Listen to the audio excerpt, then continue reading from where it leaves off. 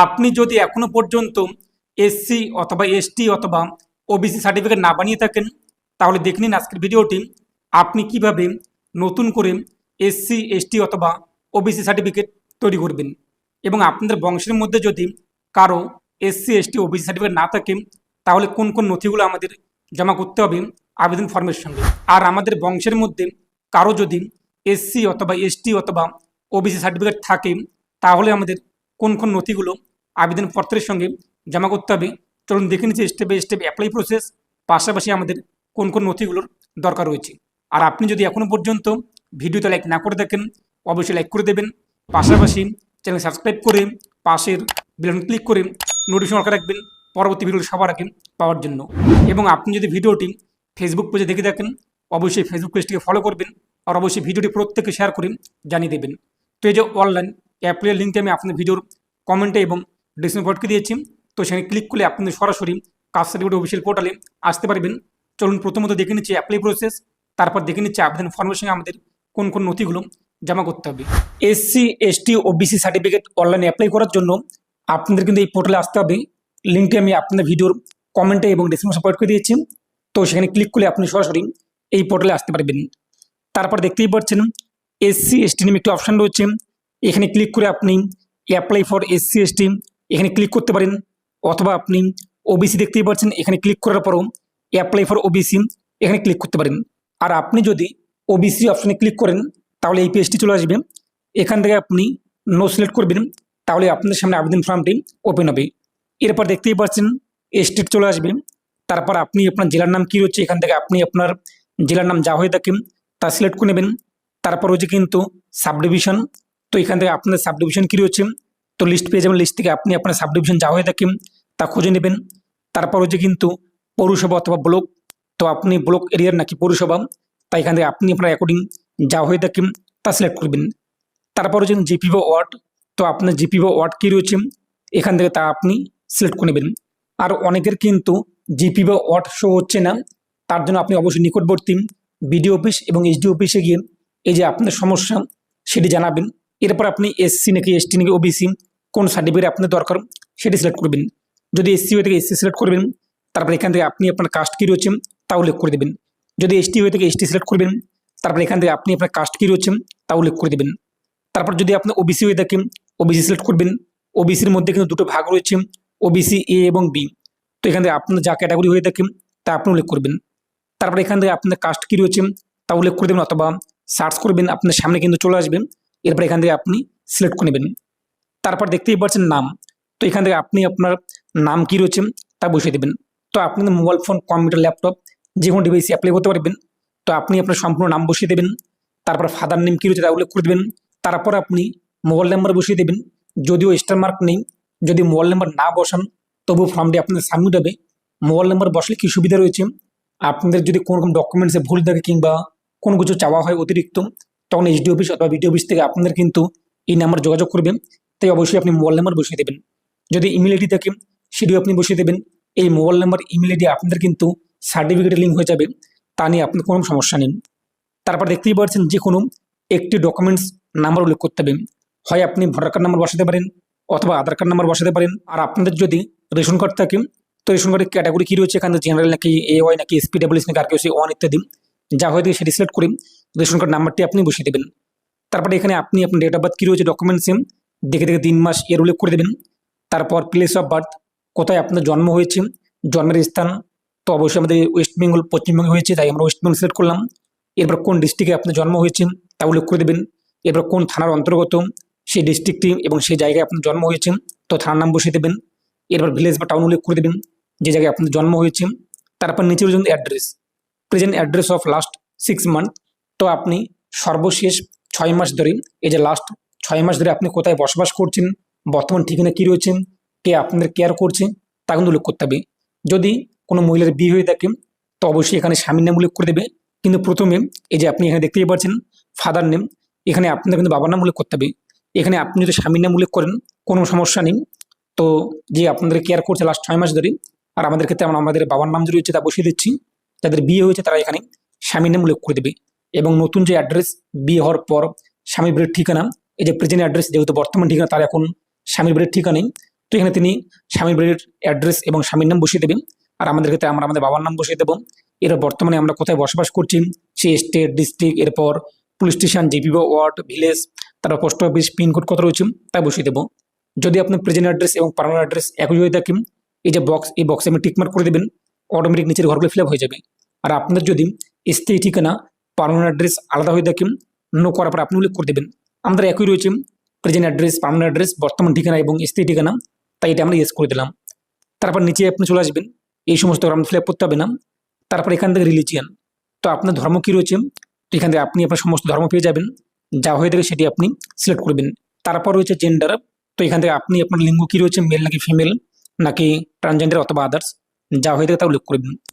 তারপর বলা হয়েছে কিন্তু ব্লাড রিলেশন ডিটেলস, যদি আপনাদের বংশে কারো এসসি অথবা এসটি অথবা ওবিসি সার্টিফিকেট থাকে, তাহলে এটি আপনি ইয়েস করবেন এবং সেই ব্যক্তির সার্টিফিকেট নাম্বার বসিয়ে দেবেন এবং তার নাম বসিয়ে দেবেন সার্টিফিকেটের মধ্যে কী রয়েছে, এরপর সার্টিফিকেট কোন ডেট ইস্যু করা হয়েছে, ডেট অফ ইস্যু, তারপর এখান থেকে রিলেশন উল্লেখ করে দেবেন। তো আবেদনকারীর সঙ্গে সেই ব্যক্তির সম্পর্ক কী রয়েছে, বাবা নাকি একদায় ভাই কিংবা বোন কিংবা আদার্স কেউ আদার্স সূত্রে বংশের মধ্যে রয়েছে, তো আদার্স উল্লেখ করে সেই ব্যক্তির সঙ্গে আপনার সম্পর্ক কী রয়েছে তা লিখে দেবেন, অথবা লিস্টের মধ্যে থাকলে তা উল্লেখ করে দেবেন। এবার সার্টিফিকেট কোন জায়গা থেকে ইস্যু করা হয়েছে, কোন এসডি অফিস থেকে, সার্টিফিকেটের নিচেই আপনি পেয়ে যাবেন, তাই এখান থেকে আপনি উল্লেখ করে দেবেন। আর আপনার বংশের মধ্যে যদি এসসি এসটি ওবিসি সার্টিফিকেট না থাকে, তো আপনি নো করে দেবেন, তবুও আপনি সার্টিফিকেট অ্যাপ্লাই করতে পারবেন। তার জন্য ডকুমেন্টস কী লাগবে সেটিও আপনার ভিডিওতে জানতে পারবেন। তারপর নিচে চলে আসবেন, দুজন ব্যক্তির কিন্তু নাম এবং অ্যাড্রেস উল্লেখ করতে হবে, অর্থাৎ আপনি যে জায়গায় বসবাস করছেন, যদি আপনার বয়স 20 হয়ে থাকে, তো আপনি 40 বছর বয়সী কোনো ব্যক্তির নাম বসিয়ে দেবেন আপনাদের এলাকার, আপনার পার্শ্ববর্তী যে বাড়িগুলো রয়েছে, যে কোনো দুজন ব্যক্তির নাম নিয়ে নেবেন এবং ভোটার কার্ড এবং আধার কার্ড জেরক্স আপনি নিয়ে নেবেন, সেটি আপনি অবশ্যই জমা করবেন। তো তার নাম বসিয়ে দেবেন, তার অ্যাড্রেস উল্লেখ করে দেবেন, দ্বিতীয় ব্যক্তির নাম বসিয়ে দেবেন, অ্যাড্রেস বসিয়ে দেবেন। যদি আপনার বয়স 40 হয়ে থাকে, তা 50 বছর বয়স্ক কোনো মহিলা কিংবা পুরুষ, তাদের নাম এবং তাদের অ্যাড্রেস, নাম এবং অ্যাড্রেস বসিয়ে দেবেন এবং যে ডকুমেন্টস দেখে থেকে আপনার নাম অ্যাড্রেস উল্লেখ করেছেন সেই ডকুমেন্টসের কিন্তু জেরক্স জমা করতে হবে। তারপর নিচে দেখতেই পাচ্ছেন 15 নম্বর অপশনটি আমরা নো করে দিচ্ছি। তারপর save and continue, save and continue আমরা ক্লিক করব। তো সেভ অ্যান্ড কন্টিনিউ ক্লিক করতেই পরবর্তী পেজটি আমাদের সামনে কিন্তু চলে আসবে। তবে যারা এসসি এবং এসটি তাদের ক্ষেত্রে কিন্তু এই পেজটি আসবে না। ইনকাম ডিটেলসের যারা ওবিসি তাদের ক্ষেত্রে এই পেজটি আসবে, কিন্তু পরের ধাপটি প্রত্যেকে চলে আসবে। তো এখান থেকে যদি আপনার বাবা কোনো সার্ভিসের মধ্যে যুক্ত থাকেন, তো লিস্টে আপনি পেয়ে যাবেন কোন সার্ভিসে যুক্ত রয়েছে তা উল্লেখ করে দেবেন। আর যদি না হয়ে থাকে, নাম, এটি আপনি উল্লেখ করবেন। একই রকমভাবে আপনাদের মা যদি কোনো রকম সার্ভিসের মধ্যে যুক্ত হয়ে থাকেন, তো এখান থেকে আপনি সিলেক্ট করে নেবেন, যা হয়ে থাকে লিস্টের মধ্যে পেয়ে যাবেন। আর যদি না হয়ে থাকে, এই যে নান, এটি আপনি উল্লেখ করে দেবেন। তারপর কন্টিনিউ, কন্টিনিউ আপনি ক্লিক করবেন। তো কন্টিনিউ ক্লিক করতেই একটি পপ আপ হবে, ওকে, ওকেতে আপনি ক্লিক করবেন। তারপর আপনি নিচে চলে আসবেন। নিচে দেখতেই পাচ্ছেন সি নাম্বার পয়েন্টে বলা হয়েছে প্যারেন্টস ইনকাম ডিটেলস। তো আপনার বাবা মা যেহেতু কোনো জব করে না, তার জন্য আপনাদের যে এগ্রিকালচার কিংবা যে সোর্স থেকে আপনাদের ইনকাম রয়েছে পরিবারের, তো আপনাদের অবশ্যই কিন্তু ভিডিওর কাছ থেকে একটি ইনকাম সার্টিফিকেট সংগ্রহ করতে হবে, অথবা এইচডিওর কাছ থেকে, যা আপনি অনলাইনে অ্যাপ্লাই করতে পারবেন। ভিডিও শেষে আমি দিয়ে দেবো কীভাবে আপনারা অনলাইনে ভিডিওর ইনকাম সার্টিফিকেট অ্যাপ্লাই করবেন। তো সেখানে যা মান্থলি উল্লেখ করা থাকবে, এখানে আপনি দেখতেই পাচ্ছেন অ্যানুয়াল ইনকাম চেয়েছে, অর্থাৎ বার্ষিক। সেখানে যেহেতু মান্থলি রয়েছে, তাই আপনি 12 দিয়ে গুণ করবেন, তারপর যা আসে এখানে বসিয়ে দেবেন। একই রকমভাবে মায়ের যদি ইনকাম থাকে তা উল্লেখ করবেন, নাহলে আপনি 00 বসিয়ে দেবেন।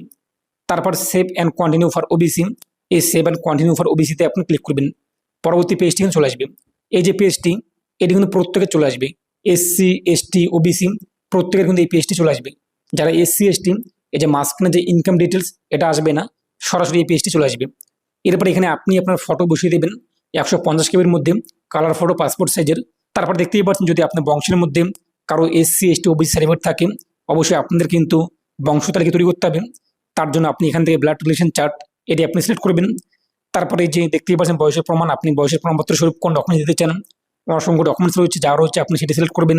এরপর আপনি ফটো আইডেন্টি প্রুফ হিসেবে কোন ডকুমেন্টস দিতে চান তা সিলেক্ট করবেন। যদিও এগুলো স্টার মার্ক নেই, আপনি যদি ফিল আপ নাও করেন কোনো সমস্যা হবে না, কিন্তু অবশ্যই আপনাদের এখানে কিন্তু ফটোটিকে আপলোড করতে হবে, এটা কিন্তু বাধ্যতামূলক। তারপর নিচে আপনি চলে আসবেন। যদি আপনি চান যে আপনার ভোটার কার্ড রয়েছে, তাহলে আপনি এখান থেকে সেলফ যে রয়েছে সেলফ উল্লেখ করবেন। সেলফ উল্লেখ করার পর আপনি আপনার ভোটার কার্ড নাম্বার বসিয়ে দেবেন। অ্যাসেম্বলি নং, বিধানসভা নাম, পার্ট নং, সিরিয়াল নং, এগুলো যেহেতু জানা নেই, তাই আপনি ফাঁকা রাখবেন এবং ফিল আপ না করলে সমস্যা নেই। তবে অবশ্যই আপনি ফটোটিকে এবং ক্যাপচার কোড যা শো হয়েছে তা বসিয়ে দেবেন। যদি বুঝতে অসুবিধা হয় এই রিফ্রেশ বাটনে ক্লিক করবেন, ক্যাপচার কোড পরিবর্তন হয়ে যাবে। তারপর নিচের বক্সে ক্লিক করে সাবমিটে ক্লিক করবেন। তো সাবমিটে ক্লিক করতে দেখতেই পাচ্ছেন আমাদের আবেদন কিন্তু কমপ্লিট, এবং এখানে আপনি কিন্তু একটি অ্যাপ্লিকেশন নাম্বার পেয়ে যাবেন। তার পাশাপাশি নিচে আপনি 3টি ফর্ম পেয়ে যাবেন। যারা SC ST তাদের ক্ষেত্রে 2টো ফর্ম চলে আসবে, অ্যাপ্লিকেশন ফর্ম এবং অ্যাকনোলেজমেন্ট স্লিপ। আর যারা OBC তাদের ক্ষেত্রে application form, service details form এবং অ্যাকনোলেজমেন্ট স্লিপ। তো প্রথমত আপনি এখান থেকে অ্যাপ্লিকেশন ফর্মটিকে ডাউনলোড করবেন, তারপর আপনি অবশ্যই এটিকে প্রিন্ট করবেন। আর অ্যাপ্লিকেশন ফর্মে আপনাদের কিন্তু সিগনেচার করতে হবে। এখানে আপনি সিগনেচার করে দেবেন। যদি আবেদনকারী 18 বছরের নিচে হয়ে থাকে তো অভিভাবক গার্জিয়ান কিন্তু এখানে সিগনেচার করে দেবে। তারপরে একই রকমভাবে নিচে বলা হয়েছে সিগনেচার, এখানে আপনি একটি সিগনেচার করে দেবেন। এরপর হচ্ছে কিন্তু সার্ভিস ডিটেলস ফর্ম, এখানে ক্লিক করে ফর্মটা ডাউনলোড করবেন, তারপর প্রিন্ট করবেন। নিচে আপনি চলে আসবেন, এখানে একই রকমভাবে সিগনেচার করে দেবেন। 18 বছরের নিচে হলে গার্জিয়ান সিগনেচার করবে, আর 18 বছরের ঊর্ধ্বে হলে অ্যাপ্লিকেন্ট নিজে সিগনেচার করবে। এরপরে অ্যাকনোলেজমেন্ট স্লিপ, এখানে ক্লিক করে আপনি এটিকে প্রিন্ট করে নেবেন, যেখানে আপনি আপনার অ্যাপ্লিকেশন নাম্বার পেয়ে যাবেন। এরপর আপনি কোন ডেটে অ্যাপ্লাই করেছেন, ডেটগুলো আপনি এখানে কিন্তু খুব সহজে দেখতে পারবেন। তো আমাদের কিন্তু আবেদন কমপ্লিট। চলুন এখন আমরা দেখে নিচ্ছি আমরা কীভাবে অ্যাপ্লিকেশন স্ট্যাটাস চেক করব। তার জন্য আমরা আবারও কাস্ট সার্টিফিকেটের অফিসিয়াল পোর্টাল এখানে চলে আসবো। এখানে আসার পর আপনি দেখতেই পাচ্ছেন বিভিন্ন অপশন রয়েছে, SC ST, এর পাশাপাশি EWS। ধরুন আমরা OBC অ্যাপ্লাই করেছি, তারপরও আপনি কিন্তু এখান থেকে স্ট্যাটাস চেক করতে পারবেন। SC ST এখানে ক্লিক করলেন, তারপর দেখতেই পাচ্ছেন অ্যাপ্লিকেশন চেক, তো এখানে আপনি ক্লিক করবেন। তারপর আপনি যে আবেদন করার পর অ্যাপ্লিকেশন নাম্বারটি পেয়েছেন তা বসিয়ে দেবেন, সার্চে ক্লিক করবেন। তো সার্চে ক্লিক করতে নিচে আপনি দেখতেই পাচ্ছেন আমাদের আবেদন কিন্তু কমপ্লিট। অ্যাপ্লিকেশন দেখতেই পাচ্ছেন আমাদের কোন ডেটে অ্যাপ্লাই করেছি, তবে স্ট্যাটাস শো হচ্ছে application submitted, hard copy not receive. অর্থাৎ আমরা কিন্তু এখনও পর্যন্ত ডকুমেন্ট জমা করিনি, সেটা BDO অফিস অ্যাকসেপ্ট এখনও করেনি কিংবা ভেরিফিকেশন করেনি, অথবা SD অফিস এখনও কিন্তু ভেরিফিকেশন করেনি, এগুলো এখানে কিন্তু শো হচ্ছে। এছাড়া আপনি আরেকটি আবেদন দেখতেই পাচ্ছেন স্ট্যাটাস ইতিমধ্যে চেক করেছি, যা শো হচ্ছে under process at SDO level. আমাদের এই আবেদনটি কিন্তু SDO লেভেলে চলে গিয়েছে। এরপর SDO লেভেল থেকে যখন ভেরিফাই করার পরে অ্যাপ্রুভ করা হবে, এখানে কিন্তু অ্যাপ্রুভ লেখা চলে আসবে। তারপর আপনি কিন্তু খুব সহজে সার্টিফিকেটটি ডাউনলোড করতে পারবেন। আর অবশ্যই আপনাদের আবেদন ফর্মগুলো পাশাপাশি ডকুমেন্টস নিকটবর্তী BDO অফিসে জমা করতে হবে। BDO অফিস থেকে ভেরিফাই করা হবে, তারপর সেখান থেকে কিন্তু SDO অফিসে ফরওয়ার্ড করা হবে। আশা করি বুঝতেই পেরেছেন আপনি কিন্তু এইভাবে খুব সহজেই বাড়িতে বসে অ্যাপ্লাই করতে পারবেন। এখন আবেদন ফর্মের সঙ্গে কোন কোন নথিগুলো দরকার পড়বে। যদি আপনি একজন OBC হয়ে থাকেন, সেটা A ক্যাটাগরি কিংবা B ক্যাটাগরি, যে কোনো সম্প্রদায় হোক না কেন, তাহলে প্রথমত এই যে অ্যাপ্লিকেশন ফর্ম আপনি যে ফর্মটি সাবমিট করবেন, তারপর যা পাবেন ডাউনলোড করা ফর্ম তা কিন্তু লাগবে। পাশাপাশি 3 কপি পাসপোর্ট সাইজের ফটো লাগবে। এরপর রেশন কার্ড লাগবে আপনার। তারপর বয়সের প্রমাণপত্র হিসেবে জন্ম সার্টিফিকেট অথবা মাধ্যমিকের অ্যাডমিট কার্ড অথবা স্কুল সার্টিফিকেট কিন্তু দরকার পড়বে। তারপর ভোটার কার্ড অথবা আধার কার্ড যেটা আপনাদের রয়েছে। তারপর পিতা মাতার ভোটার কার্ড এবং আধার কার্ডের কিন্তু জেরক্স লাগবে। তার পাশাপাশি প্রধান অথবা চেয়ারম্যানের কাছ থেকে একটি জাতিগত শংসাপত্র লাগবে। সেখানে তারা লিখে দেবে একটি সাদা পেটে যে আপনার নাম, আপনার ঠিকানা, আপনাদের পিতার নাম, এরপর আপনি কোন কাস্ট সেটা সেখানে উল্লেখ করা থাকবে। এরপর সেখানে আপনি প্রধান অথবা চেয়ারম্যান সিগনেচার করবেন। এর পাশাপাশি আপনাদের কিন্তু একটি ইনকাম সার্টিফিকেট লাগবে যারা OBC প্রার্থী রয়েছে তাদের ক্ষেত্রে। তারপর বংশ তালিকা লাগবে যদি আপনাদের বংশের মধ্যে OBC সার্টিফিকেট থাকে, আর যদি না থাকে সেক্ষেত্রে বংশ তালিকা দরকার নেই। এরপর 9 নম্বর পয়েন্টে আপনি দেখতেই পাচ্ছেন বলা হয়েছে বংশ তালিকায় ভুক্ত সমস্ত ব্যক্তিগণের কিন্তু প্রমাণস্বরূপ তাদের প্রত্যেকের যে কোনো সরকারি প্রমাণপত্র, সেটা ভোটার কার্ড অথবা আধার কার্ড অথবা জমির দলিল জেরক্স কিন্তু দিতে হবে। যদি আপনার বংশের মধ্যে কারো OBC সার্টিফিকেট থাকে তাহলে বংশ তালিকা তৈরি করতে হবে, এবং বংশ তালিকায় যাদের যাদের নাম রয়েছে তাদের কিন্তু প্রত্যেকের ডকুমেন্টস লাগবে। তারপর 10 নম্বর পয়েন্টে বলা হয়েছে যদি পিতা অথবা মাতা অথবা নিজ ভাই অথবা নিজ বোন অথবা নিজ বংশের কারো একজনের OBC সার্টিফিকেট থাকে, সেই OBC সার্টিফিকেটের কিন্তু জেরক্স জমা করতে হবে। তার পাশাপাশি 6 নম্বর পয়েন্টে বলা হয়েছে যার সার্টিফিকেট আপনি জমা দেবেন তার আধার কার্ড, ভোটার কার্ড অথবা রেশন কার্ডের কিন্তু জেরক্স জমা দিতে হবে। এবং বলা হয়েছে যার সার্টিফিকেট জমা দেবেন তার নাম অবশ্যই কিন্তু বংশ তালিকায় থাকতে হবে। এরপর 11 নম্বর পয়েন্টে বলা হয়েছে যদি নিজ বংশের কারো একজনেরও OBC সার্টিফিকেট না থাকে, অনেকের বংশের মধ্যে OBC সার্টিফিকেট নেই, নতুন করে OBC সার্টিফিকেট তৈরি করবে, তাদের জন্য এই যে পয়েন্টে 11 নম্বর দেখতেই পাচ্ছেন বলা হয়েছে সরকারি হলফনামা অর্থাৎ এফিডেভিট লাগবে, জমা দিতে হবে। পাশাপাশি সেলফ ডিক্লারেশন ফর্ম লাগবে। সেই ফর্মের ডাউনলোড লিঙ্ক আমি আপনাদের ভিডিওর কমেন্ট এবং ডিসক্রিপশনে পড়ে দিয়েছি, সেই লিঙ্কে আপনারা পেয়ে যাবেন। পাশাপাশি পঞ্চনামা আপনাদের কিন্তু জমা দিতে হবে। এরপর 12 নম্বর পয়েন্টে বলা হয়েছে যদি পিতা অথবা মাতা সরকারি চাকরি করে থাকে কিংবা আধা সরকারি চাকরি করে থাকে কিংবা শিক্ষক শিক্ষিকা হয়, তাহলে তার কিন্তু নিয়োগকর্তার থেকে মাসিক আয় সংক্রান্ত সার্টিফিকেট অবশ্যই জমা দিতে হবে। এরপর 13 নম্বর পয়েন্টে বলা হয়েছে যদি পিতামাতা ব্যবসায়ী হয় তাহলে 3 বছরের আয়কর রিটার্ন জমা দিতে হবে। এরপর 14 নম্বর পয়েন্টে বলা হয়েছে নিজের অথবা পরিবারের জমির বিবরণের ক্ষেত্রে জমির খতিয়ান অথবা খাজনা রসিদের কিন্তু জেরক্স জমা দিতে হবে। তো বুঝতেই পারলেন যারা ওবিসি রয়েছে তাদের ক্ষেত্রে এই সমস্ত ডকুমেন্টস লাগবে। যদি বংশের মধ্যে থাকে তাহলে এগুলো, এবং যদি না থাকে এখানে আমি বলে দিলাম। এরপর যারা এসসি এসটি রয়েছেন তাদের ক্ষেত্রে কোন কোন ডকুমেন্টসগুলো লাগবে: আবেদন ফর্ম ডাউনলোড করা, এরপর 3 কপি পাসপোর্ট সাইজের ফটো, রেশন কার্ড, এরপর বয়সের প্রমাণপত্র স্বরূপ জন্ম সার্টিফিকেট অথবা মাধ্যমিক অ্যাডমিট করা অথবা স্কুল সার্টিফিকেট, তারপর ভোটার কার্ড অথবা আধার কার্ড যদি থাকে তার জেরক্স লাগবে, পিতা মাতার ভোটার কার্ড অথবা আধার কার্ডের জেরক্স লাগবে। এরপর প্রধান অথবা চেয়ারম্যানের কাছ থেকে একটি কিন্তু জাতিগত শংসাপত্র নিতে হবে, অর্থাৎ লিখে দেবে সেখানে আপনার নাম, এরপর ফাদার্স নেম, অ্যাড্রেস, কোন কাস্ট, আপনি এসসি নাকি এসটি ইত্যাদি উল্লেখ করা থাকবে। এবং আপনাদের কিন্তু ইনকাম সার্টিফিকেট লাগবে না। যারা এসসি এসটি তাদের কিন্তু ইনকাম সার্টিফিকেট দরকার পড়ে না, কিন্তু যারা ওবিসি রয়েছে তাদের কিন্তু ইনকাম সার্টিফিকেট লাগে। এরপর বংশ তালিকা একই রকম। তারপর বলা হয়েছে যদি আপনার বংশের মধ্যে কারো এসসি অথবা এসটি সার্টিফিকেট থাকে অবশ্যই তার ডকুমেন্টস জেরক্স জমা দিতে হবে। এখানে সেটা বলা হয়েছে আধার কার্ড অথবা ভোটার কার্ড অথবা জমির দলিল। তারপর বলা হয়েছে 10 নম্বর পয়েন্টে যদি পিতা অথবা মাতা অথবা নিজ ভাই অথবা নিজ বোন অথবা নিজ বংশের কারো একজনের এসসি অথবা এসটি সার্টিফিকেট থাকে সেই সার্টিফিকেটের জেরক্স লাগবে। পাশাপাশি যার সার্টিফিকেট জমা দেবেন তার আধার কার্ড অথবা ভোটার কার্ড অথবা রেশন কার্ডের কিন্তু জেরক্স জমা করতে হবে। এবং এখানেও এটা বলা হয়েছে যার সার্টিফিকেট জমা দেবেন তার নাম অবশ্যই কিন্তু বংশ তালিকায় থাকতে হবে। এরপর 11 নম্বর পয়েন্টে বলা হয়েছে যদি নিজ বংশের কারো একজনেরও এসসি এসটি সার্টিফিকেট না থাকে তাহলে কিন্তু সরকারি হলফনামা অর্থাৎ এফিডেভিট লাগবে। এর পাশাপাশি সেলফ ডিক্লারেশন ফর্ম লাগবে। এরপর কিন্তু পঞ্চনামা জমা দিতে হবে। যারা এসসি এসটি তাদের ক্ষেত্রে এখানে কিন্তু 11টি ডকুমেন্টসের কথা বলা হয়েছে, এবং যারা ওবিসি রয়েছে তাদের ক্ষেত্রে কিন্তু 14টি ডকুমেন্টসের কথা বলা হয়েছে। তো বুঝতেই পারলেন কোন কোন ডকুমেন্টসগুলো লাগবে। যাদের বংশের মধ্যে রয়েছে তাদের কোনগুলো ডকুমেন্টস লাগবে, এবং যাদের বংশের মধ্যে সার্টিফিকেট নেই এসসি এসটি ওবিসি সার্টিফিকেট তাদের ক্ষেত্রে কোনগুলো ডকুমেন্টস লাগবে।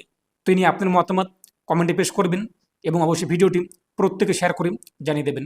তো প্রত্যেকে ভালো থাকুন এবং সুস্থ থাকুন।